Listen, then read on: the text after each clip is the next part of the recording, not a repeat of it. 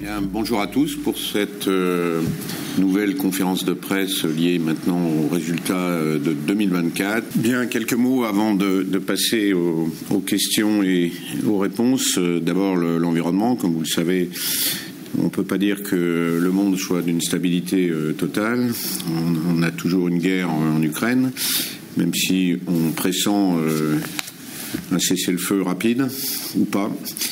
On a une bonne nouvelle, c'est quand même que l'inflation a baissé. C'est dans la vague de nouvelles un petit peu plus inquiétantes, c'est quand même une bonne nouvelle pour notre économie. Malheureusement, on reste face à une instabilité politique dans le pays.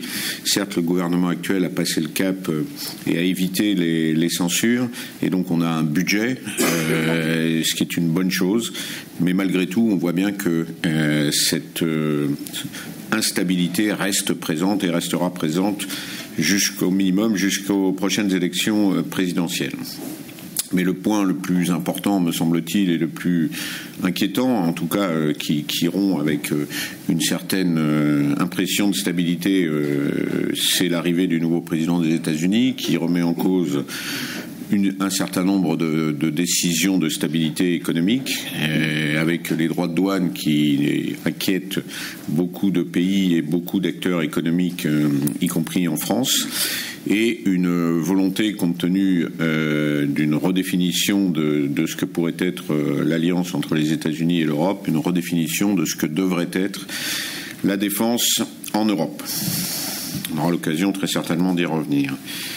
Vous l'avez vu dans le film, donc le premier Rafale pour les Émirats Arabes Unis a été dévoilé à Istres, en présence d'une délégation importante des Émirats Arabes Unis qui souhaitait marquer cette date de début d'essai en vol de leur avion. Je vous rappelle que les Émirats Arabes Unis ont commandé 80 Rafales qui devraient être livrés à partir de 2026. Dans les faits marquants de 2024, on retient toujours cette réussite du Rafale, poursuite de cette réussite et cette dynamique, donc avec 30 Rafales commandés, les 12 de la Serbie et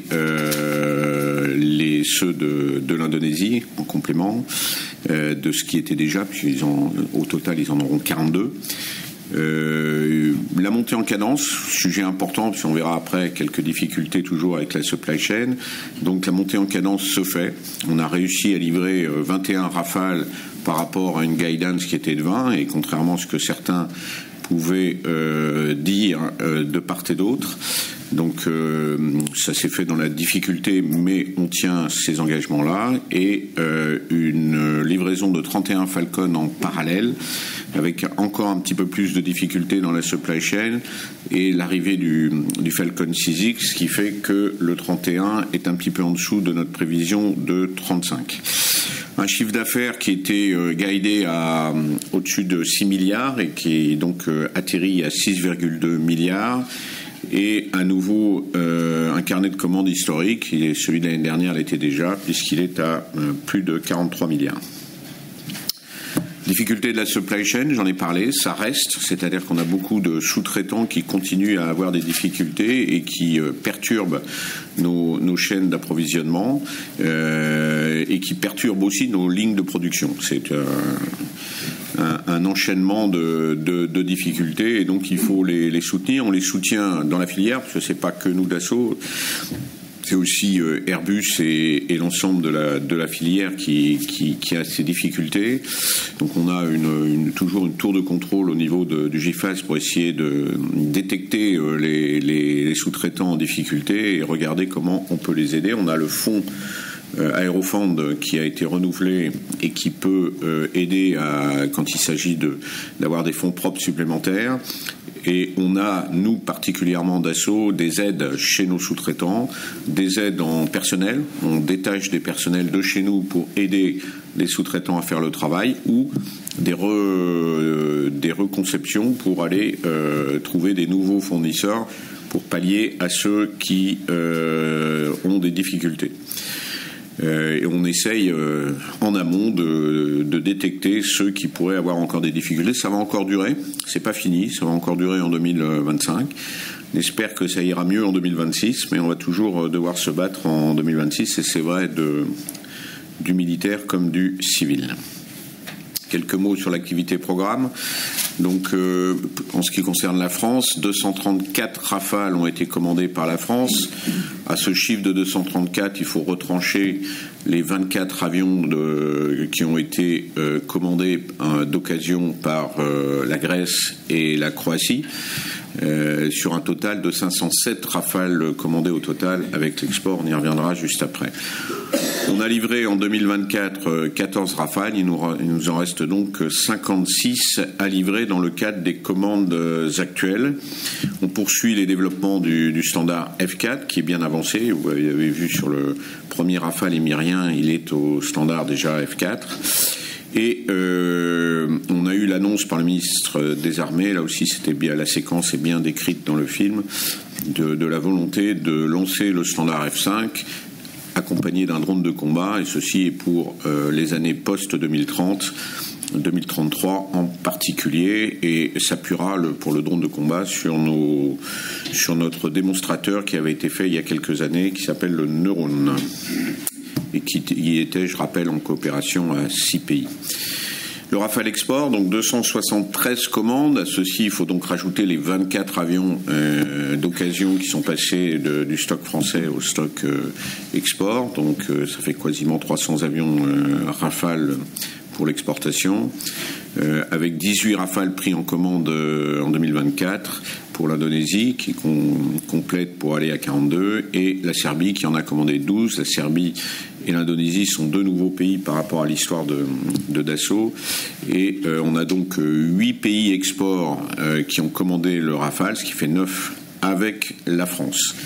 On a des prospections en cours. On a, je vais en avance des questions, le Rafale pour la marine indienne qui devrait se concrétiser rapidement, et d'autres discussions un petit peu partout dans le monde. On a livré 7 Rafales Export en 2024, ce qui fait les 21 quand on les rajoute aux 14 avions français. Ça fait longtemps d'ailleurs qu'on n'avait pas livré autant d'avions français, ça restera un petit peu l'ordre de grandeur pour l'année prochaine. Le soutien, on a des nouveaux pays Rafale, donc on a un soutien renforcé vers l'export, mais on n'oublie pas qu'on doit renforcer aussi le soutien pour la France, puisque la France a déployé des avions dans le cadre du conflit ukrainien pour sécuriser les pays voisins de l'Ukraine et qui sont en Europe et dans l'OTAN. Donc on a eu à renforcer ce soutien pour les forces françaises, en parallèle de déployer des nouvelles équipes dans les pays utilisateurs de Rafale. Et cette montée en puissance du soutien va se poursuivre, puisque le Rafale arrivera aux Émirats, en Indonésie et en Serbie, au-delà des pays dans lesquels il est déjà opérationnel. Système de combat futur, on poursuit ici à Saint-Cloud les développements du NGF, principalement, je vous rappelle, un démonstrateur, principalement une phase 1B en cours qui sont des études de définition, et la prochaine étape sera de voir comment on peut contractualiser la phase 2 du NGF avec nos autorités.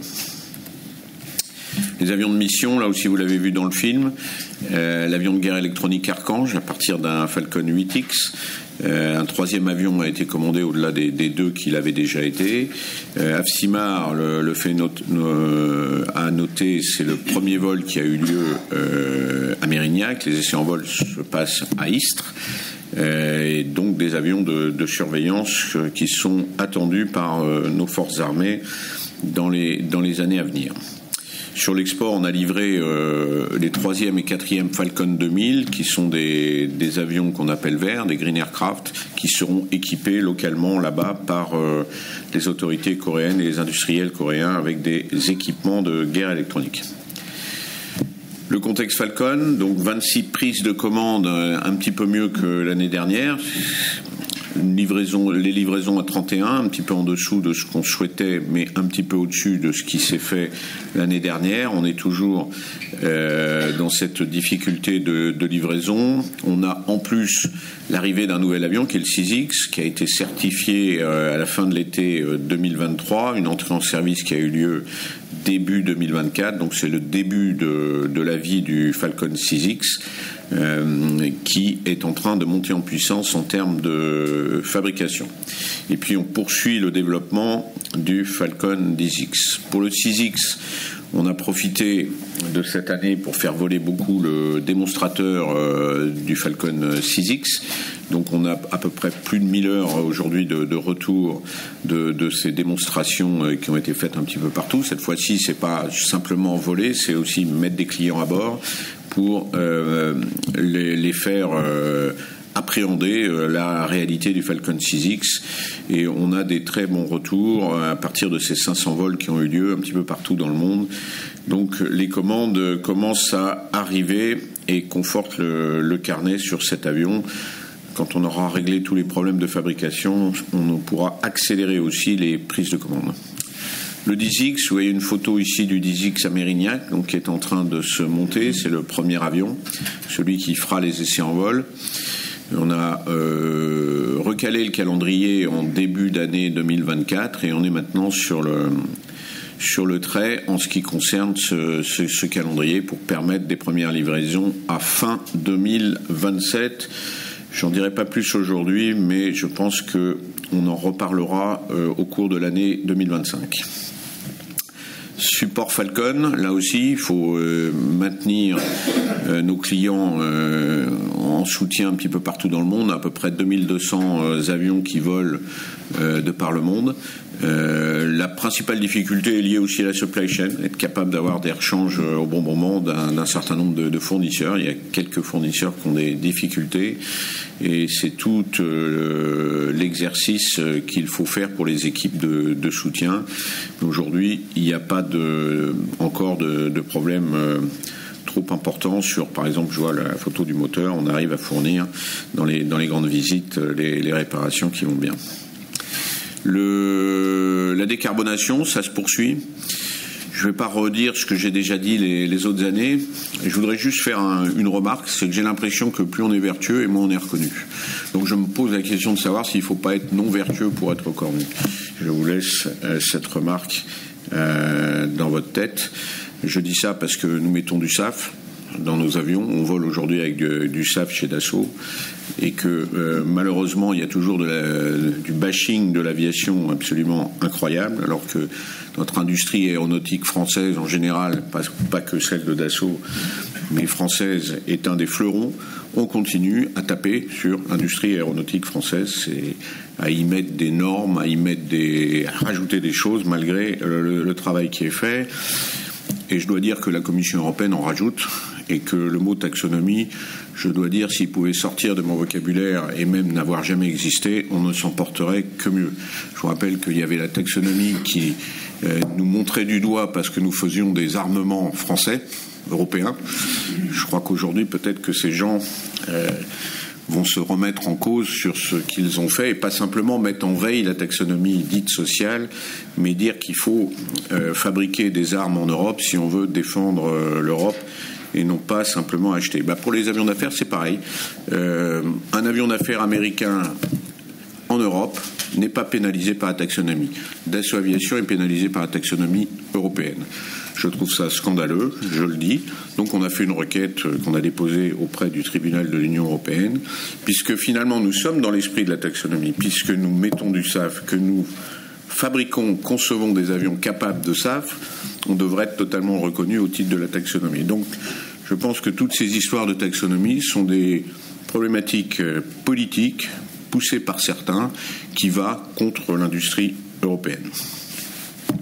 L'empreinte carbone, par ailleurs, on continue à la faire baisser, donc on y travaille sérieusement, car si je critique la taxonomie, si je critique la CSRD, si je critique un certain nombre de normes qui nous sont imposées, il n'en va pas moins que nous travaillons à l'environnement, sur l'environnement, pour essayer de rendre nos usines, nos avions plus compatibles et de cette transition énergétique, et en particulier d'être capable de moins émettre de CO2. Donc nous sommes engagés, mais je pense que l'industrie est la solution et non pas celui qu'il faut blâmer.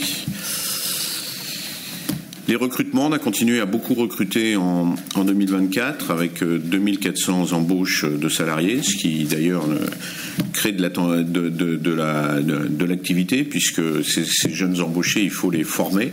Et comme on a déjà beaucoup de travail, ça tend les équipes, mais c'est une bonne tension. Il faut aussi les accoutumer et les acculturer à l'ADN d'Assaut, puisque ça fait quand même des grosses promotions d'embauchés. Il faut les accoutumer à la sécurité. Vous avez vu qu'il y avait une planche sur la sécurité. Nous sommes un avionneur et on sait que en matière de sécurité, il ne faut jamais baisser la garde. Vous l'avez vu sur d'autres exemples dans le monde.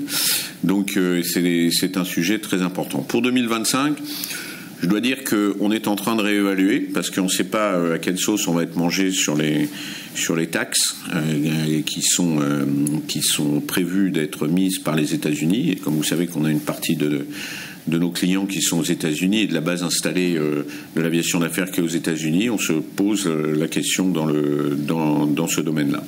Donc on réévaluera cette capacité d'embauche pour 2025. Les impacts, comme je le disais au début, c'est bien, on a un gouvernement, une stabilité temporaire, provisoire et sûrement instable, mais c'est quand même une bonne chose, on a enfin eu un budget. Néanmoins, je le redis, ce budget taxe les entreprises, puisque on avait une politique de l'offre qui avait rabaissé l'impôt sur les sociétés à 25%, elle est réaugmentée à 36%. On a bien noté que c'était théoriquement uniquement sur un an. On a pris bonne note, on l'a noté bien en lettres grasses sur nos papiers. Néanmoins, on verra à la fin de cette année ce qu'il en sera, compte tenu de l'évolution ou pas de la dette du pays. La CVAE, qui devait être normalement arrivée cette année, qui aurait été un allègement d'imposition et qui a décalé d'au moins 3 ans. Et puis les charges sociales, maladie et allocation familiale. Comme vous le savez, il y a des reports de ce que paye la Sécu vers ce que vont payer les entreprises en lieu et place de ce que ne paiera pas la Sécu. Et il y a une baisse des allègements de charges. Les allègements de charges, je vous rappelle, qui étaient issus de ce qu'on avait appelé à l'époque le rapport Gallois, qui expliquait que la compétitivité de la France était principalement liée à son savoir-faire et donc à son industrie, et que par conséquent, il fallait légèrement alléger les charges sociales dans le milieu des salaires, c'est-à-dire entre 2,5 et 3,5 SMIC, ce qui avait donné lieu au CICE, devenu allègement de charges.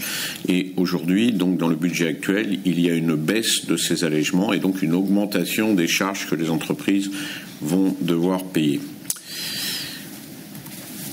Nous poursuivons la modernisation de la société. Donc Cergy est maintenant totalement opérationnel en lieu et place de Argenteuil. On a réceptionné ce bâtiment en 2024 et les transferts sont maintenant tous entrés en opération. Mérignac, nous continuons à construire des bâtiments à Mérignac. Un premier bâtiment pour accueillir le Falcon 10X, ou les premiers Falcon 10X quand ils vont rentrer en production, et un bâtiment aussi pour accueillir la fabrication d'aérostructures des Falcons et qu'on fait à Mérignac pour soulager Biarritz. Martignas, on a continué l'agrandissement des bâtiments et nous démarrons un cycle de modernisation de Saint-Cloud qui est un petit peu plus compliqué parce qu'on est un peu plus enclavé ici. On a démarré par le restaurant d'entreprise de Saint-Cloud qui était une chose demandée par nos salariés depuis longtemps, et on va continuer cette modernisation de Saint-Cloud par étapes. Le Make in India, on continue à vouloir monter en puissance en totale harmonie avec ce qu'on avait décidé en 2016, c'est-à-dire être capable un jour d'assembler le Falcon 2000 là-bas. En attendant, on fabrique déjà des aérostructures en Inde, on monte en puissance. On le faisait du Falcon 2000, on va le faire aussi sur le 8X avec le transfert du T12. Si on arrive à faire ça dans les années qui viennent pour le Falcon 2000, bien sûr, ça ouvrira aussi la porte de le faire pour le Rafale, ce qui est demandé dans le cadre de futures commandes importantes d'avions de combat. Et il nous faudra apporter cette solution d'être capable de faire l'assemblage final localement en Inde. On ne travaille pas que dans le cadre de notre JV avec Reliance, on travaille aussi avec d'autres sociétés en Inde, Dynamatic par exemple. On a signé des accords pour transférer aussi le réservoir du T5 par exemple sur du Falcon 6X avec Mahindra, et on a des discussions en cours avec Tata qui devraient aboutir, je l'espère, rapidement. Les résultats proprement dit, donc prise de commande de 10,9 milliards en progression de 32% par rapport à 2023, un chiffre d'affaires donc légèrement au-dessus de 6,2 milliards en progression de 30% par rapport à 2023, et donc un carnet de commandes qui se situe maintenant à 43,2 milliards. Deux remarques. Une première remarque, c'est quand on regarde l'écoulement du carnet de commandes, c'est la colonne du milieu, on a à peu près 3 tiers, un tiers Falcon, un tiers France, un tiers export. C'est en tout cas l'image de l'année 2024. Et quand on regarde le carnet de commandes, bien sûr, c'est l'export du Rafale qui va s'étaler sur de nombreuses années et assurer une charge de travail pour les 10 ans à venir. Nous continuons à autofinancer un certain nombre d'activités, principalement Falcon. Le fait qu'on avait 2 avions Falcon, 10X et 6X, on commence à voir baisser et on rentre dans le lourd sur le 10X. Donc on a toujours un gros effort d'autofinancement. 437, il est moindre par rapport au chiffre d'affaires, parce que le chiffre d'affaires a augmenté, donc on doit être à 7% comparativement aux 10% de l'année dernière. Thales, on est plus qu'heureux d'être au capital de Thales. Donc je vous rappelle qu'on est quasiment à égalité avec l'État. Donc on est dans un pacte d'actionnaires pour diriger Thales. Donc Dassault est à 26,59% du capital de Thales. Et Thales fait du résultat. Thales se développe, Thales apporte des solutions dans beaucoup de domaines. Un EBIT en progression en 11,8%, vous avez eu les résultats hier, et un résultat net à 9%, donc à 1,9 milliard, ce qui fait que nous, on en prend notre part qui alimente le net de la société. Donc les résultats, c'est donc un chiffre d'affaires de 6,2 milliards, 6,230 exactement, un résultat opérationnel de 519 millions, soit une marge opérationnelle de 8,3%, en progression d'1% par rapport à l'année dernière, un résultat financier identique quasiment à 208 millions, la part Thales dont je viens de parler à 515 millions, vous voyez que dans le résultat du net, c'est la moitié Dassault Aviation, la moitié Thales, et des impôts en légère augmentation par rapport à l'année dernière, ce qui place le résultat net à 1 milliard, ce qui est un chiffre qu'on n'avait jamais atteint, et qui fait une marge nette de 17%, avec une R&D autofinancée, j'en ai parlé, de 7%, soit un résultat par action de 13,5 en nette progression par rapport à l'année dernière. Une trésorerie qui continue à progresser car les contrats export principalement ont des bons acomptes. Donc un free cash flow à plus 1,6 milliard, ce qui place la trésorerie actuelle du groupe de la société à 8,4 milliards par rapport à l'année dernière à 7,3.